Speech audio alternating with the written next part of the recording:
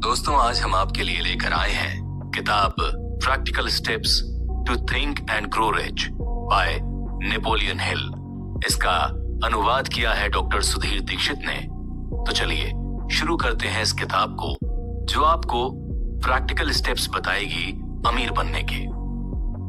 इस किताब के प्रीफेस में इसके एडिटर जो क्राइनेक कहते हैं, थिंक एंड ग्रो रिच यानी सोचिए और अमीर बनिए। यह किताब नेपोलियन हिल के ड्रीम्स और एफर्ट्स का रिजल्ट थी, जिसकी तब से लेकर अब तक पूरे संसार में लगभग 1.5 करोड़ से ज्यादा कॉपीज बिक चुकी हैं। इस किताब ने करोड़ों लोगों और दिग्गजों को इंस्पायर किया है, साथ ही उन्हें गाइड किया है ताकि वो अपने संसार को मनचाहे अंदाज में ढाल सकें। कई लोगों को ये लगता है कि सक्सेस का जो सीक्रेट होता है वो सबको बताना अच्छी बात नहीं है।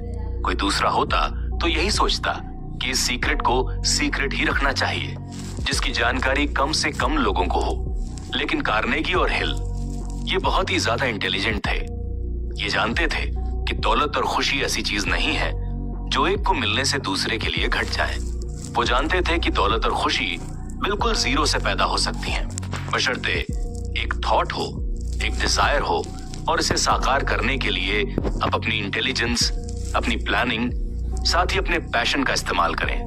वो जानते थे कि दौलत और खुशी को बढ़ाने से लोगों के लिए अपॉर्चुनिटीज बढ़ जाती हैं, जिससे पूरे संसार में दौलत और खुशी में तेज इंक्रीमेंट होता है। वो जानते थे कि ये सीक्रेट्स बताने से सभी लोगों के लिए जितनी भी पॉसिबल अपॉर्चुनिटीज हैं वो सब इंक्रीज हो जाएंगी।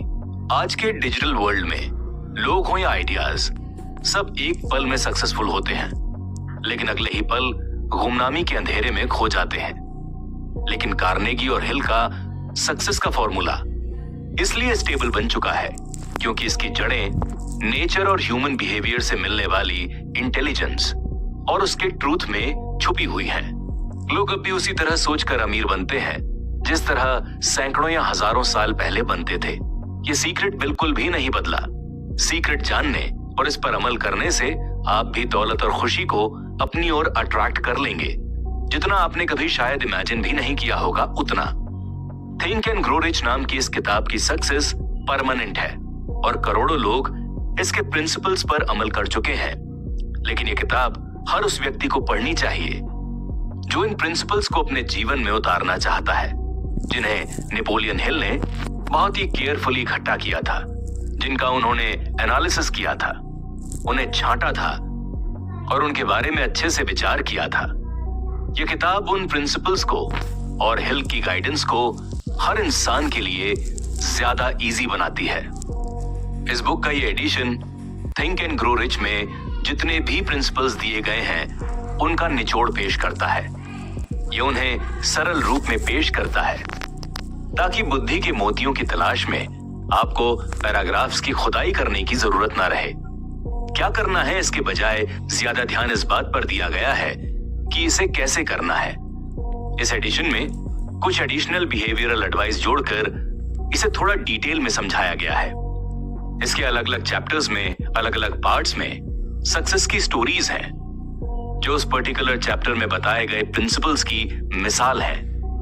लोगों की सुविधा के लिए इस एडिशन में सक्सेस के प्रिंसिपल्स को बहुत क्लैरिटी के साथ और स्टेप बाय स्टेप फॉर्मेट में पेश किया गया है।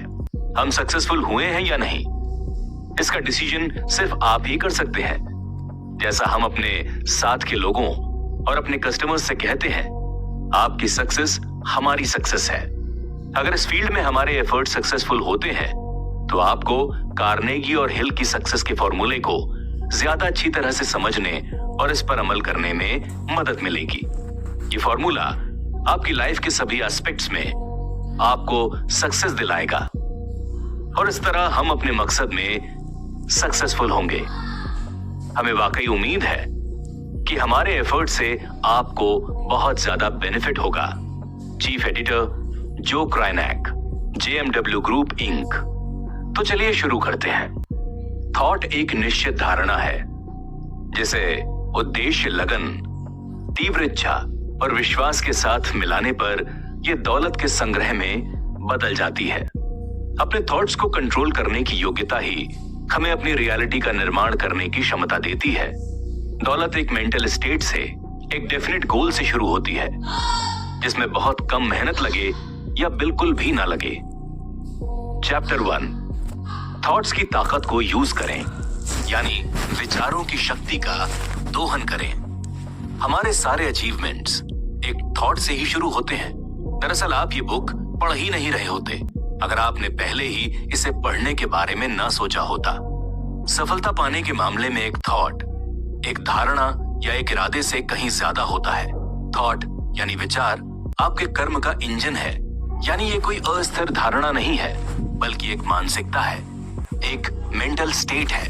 ये एक ऐसी धारणा है जिसे उद्देश्य, लगन, प्रबल इच्छा और विश्वास के साथ मिलाने पर इसे दौलत या किसी भी दूसरी मनचाही चीज में कन्वर्ट किया जा सकता है। सफलता के विचार को ताकतवर बनाने वाले गुण ये होते हैं। निश्चित, यानी विचार या थॉट में कोई आकस्मिक योजना या प्लानिंग नहीं होनी चाहिए। इसमें आपकी निगाह किसी निश्चित खास चीज पर जमी होती है। उद्देश्यपूर्ण, यानी उद्देश्य आपके दिमाग में मौजूद वो लक्ष्य, वो चीज या वो स्थिति है जिसे आप चाहते हैं। वो दिशा है जिसमें आप चलने का चयन करते हैं। लगनशील, यानी लक्ष्य हासिल करने के प्रति चाहे जिस चीज की जरूरत हो सब कुछ करने का नजरिया। हार का यकीन होने के बाद बहुत कम लोग जीत पाते हैं। तीव्र इच्छा, जब इच्छा पर्याप्त प्रबल हो तो कोई बाधा अजेय नहीं होती। विश्वास, इंसान में यह विश्वास और अपेक्षा होनी चाहिए कि उसकी मनचाही चीज उसे मिल जाएगी। कुल मिलाकर विचार वो ऊर्जा है जो आपके और मनचाही चीज के बीच की बाधाओं से उबरने के लिए आवश्यक कर्म को आपको प्रेरित करती है। कुदरत में निहित सिद्धांत, यानी प्रिंसिपल्स, जो प्रिंसिपल्स आपको सोचने और अमीर बनने में केपेबल बनाते हैं, उनकी जड़ें अक्सर नेचर में होती हैं। आप, आपकी पृथ्वी और आपके आसपास मौजूद हर फिजिकल चीज एक डेवलपिंग चेंज का ही रिजल्ट है, जिसके जरिए एक एलिमेंट के बहुत छोटे छोटे टुकड़ों को एक ऑर्डर में अरेंज किया गया है।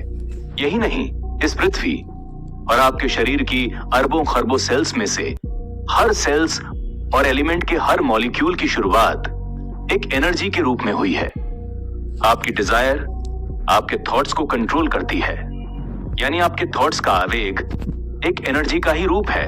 जब आप पैसे कमाने की डिजायर के थॉट से शुरुआत करते हैं तो आप अपनी खातिर उसी चीज को एक्टिव कर रहे हैं जिसका इस्तेमाल नेचर ने इस पृथ्वी और इस वर्ल्ड में मौजूद हर फिजिकल चीज को बनाने में किया था, जिसमें वो शरीर और दिमाग शामिल है, जिसमें आपके थॉट्स डेवलप होते हैं।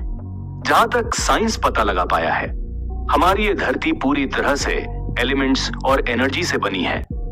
हर चीज एनर्जी और एलिमेंट के तालमेल से बनी हुई है, जिसमें आसमान में तैरने वाले सबसे बड़े तारे से लेकर रेत के सबसे छोटे कण तक हर चीज शामिल है। अब आप नेचर की इस प्रोसेस से फायदा उठाने की कोशिश कर रहे हैं। आप अपनी डिजायर को इसकी फिजिक्स और इकोनॉमिक्स के इक्विवेलेंट लाना चाहते हैं, और इस काम के लिए आप लॉज ऑफ नेचर के हिसाब से ढलने की कोशिश कर रहे हैं। आप ये काम कर सकते हैं, ये पहले भी किया जा चुका है। आप कुछ न बदलने वाले रूल्स की सहायता से भारी दौलत कमा सकते हैं, लेकिन इससे पहले आपको इन नियमों को जानना समझना होगा और इनका इस्तेमाल करना सीखना होगा। फिर लगातार प्रैक्टिस से और इन प्रिंसिपल्स के डिस्क्रिप्शन को हर एंगल से देखने के बाद ऑथर आपके सामने ये सीक्रेट उजागर करने वाले हैं जिससे भारी दौलत कमाई गई है। हालांकि ये बहुत ही अजीब और कॉन्ट्राडिक्टरी लग सकता है, लेकिन ये सीक्रेट दरअसल सीक्रेट है नहीं। नेचर खुद पूरी पृथ्वी पर इसको एडवर्टाइज करती है। ये सीक्रेट तारों, छुपे हुए ग्रहों, हमारे ऊपर और हमारे चारों ओर के एनवायरनमेंट, घास के हर तिनके और हमें दिखने वाले लाइफ के हर एस्पेक्ट में नजर आता है। एक्चुअली नेचर बायोलॉजी के रेफरेंस में भी इस सीक्रेट का एडवर्टीजमेंट करती है। ये आपके भीतर की एक छोटी सी सेल के ट्रांसफॉर्मेशन में नजर आता है, जो इतनी छोटी होती है कि पिन की नोक पर भी खो सकती है। आपकी डिजायर यानी इच्छा का इसके भौतिक समतुल्य में ट्रांसफॉर्मेशन यकीनन इससे ज्यादा चमत्कारी नहीं है। अगर आप इस बात को पूरी तरह से ना समझ पाए हों तो हताश मत होइए।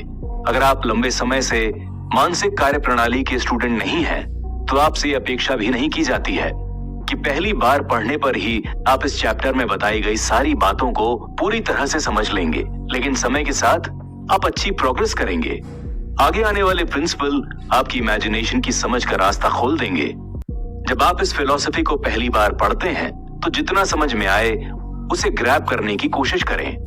फिर दोबारा पढ़ने और समझने पर आप पाएंगे कि ऐसी कोई चीज हुई है जिससे सारी बात क्लियर हो गई है और आपकी समझ बढ़ गई है। सबसे बढ़कर इन प्रिंसिपल्स की स्टडी में न रुकें, न झिझकें, जब तक ये किताब कम से कम 3 बार न पढ़ लें, क्योंकि उसके बाद आप रुकना ही नहीं चाहेंगे। आप खुद अपनी किस्मत के मालिक हैं, अपनी सोल के कैप्टन हैं। जब अंग्रेज कवि W.C. हेनली ने ये लाइंस लिखी थी कि मैं अपने भाग्य का स्वामी हूं, अपनी आत्मा का कप्तान हूं, तो उन्हें हमें बताना चाहिए था कि हम किस कारण अपने भाग्य के स्वामी हैं, अपनी आत्मा के कप्तान क्यों हैं। कारण ये है कि हमें अपने विचारों को नियंत्रित करने की शक्ति होती है और हमारे विचार ही हमारी रियलिटी को आकार देते हैं। विचार यानी थॉट्स इस तरह रियलिटी को आकार देते हैं। जिस ईथर में छोटी सी पृथ्वी तैरती है, जिस पर हम रहते हैं और जिसमें हमारी एग्जिस्टेंस है, वो एनर्जी का एक ऐसा रूप है जो बहुत ऊंची दर पर कंपन कर रही है। इस ईथर में एक तरह की ऑलमाइटी पावर भरी है जो खुद को हमारे मन के विचारों के अनुरूप ढाल लेती है और उन विचारों यानी थॉट्स को फिजिकल फॉर्म में चेंज करने के लिए हमें नेचुरली इंस्पायर करती है।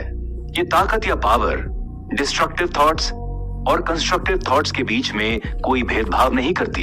ये जितनी तेजी से अमीरी के थॉट को फिजिकल रियलिटी में बदलेगी, उतनी ही तेजी से गरीबी के थॉट को भी फिजिकल रियलिटी में बदल देगी।